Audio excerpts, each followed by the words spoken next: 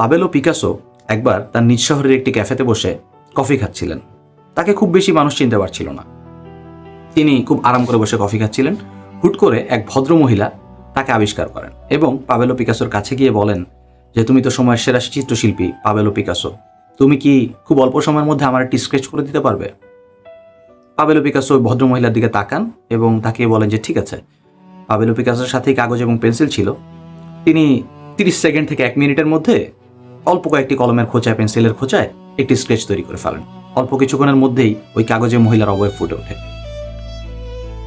পাবেলো Picasso ওই স্কেচটা মহিলার হাতে দিয়ে $300 দাবি করেন। তো ভদ্র মহিলা বলেন, তুমি মাত্র 1 মিনিটের এই কাজের জন্য এই কয়েকটি পেন্সিলের আঁচড় দিয়ে $300 দাবি করছো? তখন পাবেলো পিকাসো বলেন যে দেখো, 30 সেকেন্ডে এই 2-3টি খোঁচায় একটি মানুষের অবয়ব কিভাবে তুলে ধরতে হয় সেই বিষয়টা শিখতে আমার 30 বছর সময় লেগেছে। তুমি ধারণা করছো আমি এই 30 সেকেন্ডের জন্য তোমার কাছে চার্জ করছি, কিন্তু আমার এই এত সময়ের অনুশীলন এবং শিক্ষা সেটার খরচ কে দেবে? আরেকদিন পাবেলো পিকাসোর বাসায় তার কিছু বন্ধুরা এসেছেন, সবাই চিত্রশিল্পী। তো এসে তারা লক্ষ্য করেছে পাবেলো পিকাসোর বাসায় ওয়ালে অনেকগুলো ছবি ঝোলানো আছে, কিন্তু পিকাসোর নিজের আঁকা কোনো ছবি নেই।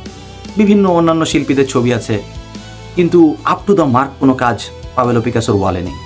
তখন সবাই অবাক হয়ে জিজ্ঞেস করে যে, পিকাসো, তুমি এত বড় শিল্পী, পৃথিবীর কত ধর্নাঢ্য ব্যক্তিরা তোমার ছবি তাদের ড্রয়িং রুমে, লিভিং রুমে সাজিয়ে রাখে, অথচ তুমি পাবেলো পিকাসো, তোমার বাসায় তোমার নিজের আঁকা কোনো ছবি নেই।